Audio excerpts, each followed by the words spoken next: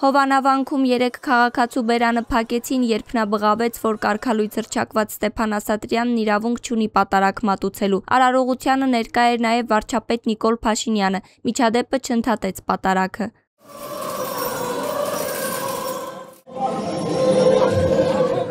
Քաղաքացուն եկեղեցուց կոշտ մեթոդներով դուրս բերողը ՊՊԾ աշխատակից էր։ Արդեն եկեղեցուց դուրս տարածված կադրերում երևում է, նրան օգնում էր Երևանի քաղաքապետարանի կանաչապատում եւ շրջակա միջավայրի պահպանություն ՀՕԱԿ-ի աշխատակից ՔՊԱ-ական Մանվել Սարհատյանը։ Այո, ես որպես հայ առաքելական եկեղեցու հետևորդ քաղաքացի իրան դուրս հանելու ժամանակ ես այդտեղ կայնացել, ես էլ իմ օգնությունը ցույց տվել, որպես իրան դուրս բռնդենք, այդ ուղղորդված սադրիչին դուրս բռնդենք, որպես ինքը Տեր Արամի կողմից մատուցվող այդ պատարագը չհարամի։ Դուրս բերված ակտիվիստը Հայկ Դորուցն էր, Ֆակտոր TV-ի հետ զրույցում պատմեց, նպատակներ չթողնել, որ կարգալույց հռչակված Ստեփան Ասատրյանը պատարագ մատուցի։ Գնալուց լավ պատկերացնում է, որ հնարավոր է եւ չկարողանամ ու հասնելով տեղ հասկանալով, որ չկարողացա, որոշեցի այդ ձև իմ դժգոհությունը հայտնեմ, այդ պահին արդեն կարամ ասեմ, ինչու՞ չէ, նաեւ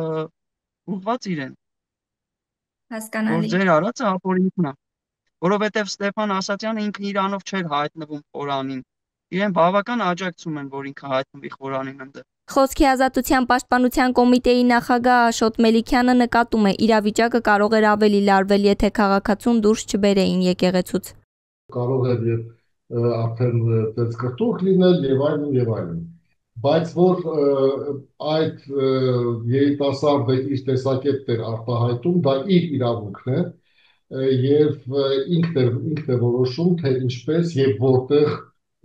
այդ տեսակետը արտահայտել։ Դրա հետ միասին ինքը նաեւ իհարկե կարծում եմ շատ լավ պատկերացնում էր, թե ինչ հետևանքների դա կարող է բերել։ Դորունցը փաստորեն այդ պահին միակն էր եկեղեցում, ով ընդվզեց կարգալույց հռչակված քահանայի կողմից կրոնական արարողություն իրականացնելու դեմ։ Չի սպասում, որ հալած յուղի տեղ պետք է ամեն ինչ անցնի։ Ամեն դեպքում ես գիտեի, որ այնտեղ շատ մարդ է լինելու, իրանց աջակիցներն են լինելու։ Ու գնալուց ամեն դեպքում սպասում էի, որ կարող է ինչ-որ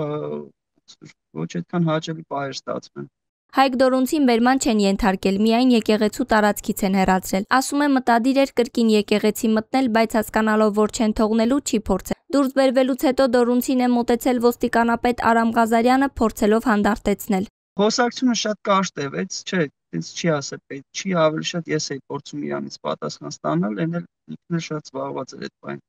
Արդարադատության նախարար Սրփուի Գալյանն այսօր ասաց, չի տեսել, թե ինչպես են սեփական կարծիքը հայտնած քաղաքացու բերանը փակելով դուրս բերում եկեղեցուց։ Եթե բռնարարքի մասին է խոսքը, իհարկե դա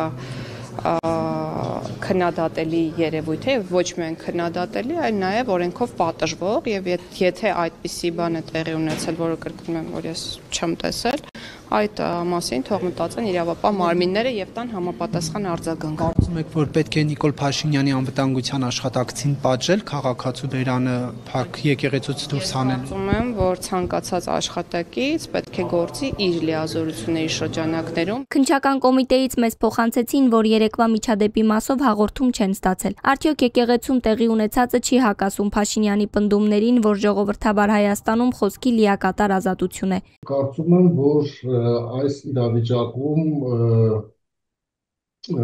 իշխանությունները այսպես ինքնապահպանման կամ ինքնապաշտպանման բնազդով ձեռնարկում են քայլեր, որոնք որ ըստ նույնպես ամենևին էլ ժողովրդավարական չեն։ Իշխանական Մանվել Սարհատյանը օրինակ կարծում է ժողովրդավարություն է հենց այն, որ քաղաքացին դուրս է բերվել եկեղեցուց։ Հենց այդ ժողովրդավար Հայաստանի Հանրապետությունն է, որ ինքը հենց դուրս է հրավիրվել շատ կուլտուրական։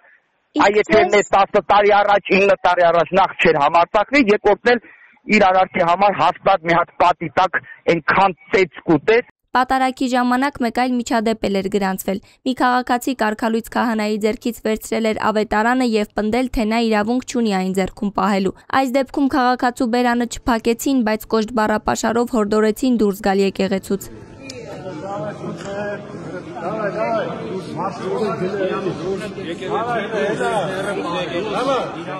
Մայրաթորն օրեր առաջ դատապարտել էր սպասվող պատարագը, այն որակելով իշխող քաղաքական ուժի ղեկավարի կողմից եկեղեցին պառակտելու հերթական փորձ հակաօրինական ու հակաեկեղեցական բոլոր դրսևորումներով։ Պատարագից առաջ Նիկոլ Փաշինյանը Facebook-ում հայտարարել էր. Հովանավանքի պատարագը խորհրդանշելու է Մայրաթորի ազատագրման գործընթացի գործնական փուլի մեկնարկը։ Արդեն պատարագից հետո Փաշինյանը մեկ այլ տեսանյութ հրապարակեց, հայտարարելով, որ այս կիրակի ևս Հովանավանքում մասնակցելու է պատարագի։ Եվ ես հույս ունեմ, որ բոլոր այն մարդիկ, ովքեր մեր սրբության սրբոցի Մայրաթոր Սուրբ Էջմիածնի ազատագրման եւ հայաստանյան առաքելական Սուրբ եկեղեցու հոգեվոր նորոգման օրակարգի կողմնակից են, այդ գործընթացը կսկսեն իրենց հոգու եւ հոգեվոր կյանքի նորոգմամբ։ Հայկ Դորունցը ևս պատրաստվում է Հովանավանքում մասնակցել պատարագի։ Այդ հարցում ոչ մեկին չեմ խնդրելու կա։ Այդ օրն էլ չեմ խնդրել, հիմա էլ չեմ խնդրելու։ Եթե ես գնալու լինեմ, գնալու եմ։ Եթե չկարողանամ գնալ, չեմ գնալու։ Իդեպ դեռ ամռանն էր Փաշինյանը հայտարարել վեհարանն ազատելու մասին եւ հորդորել պատրաստ լինել դրան։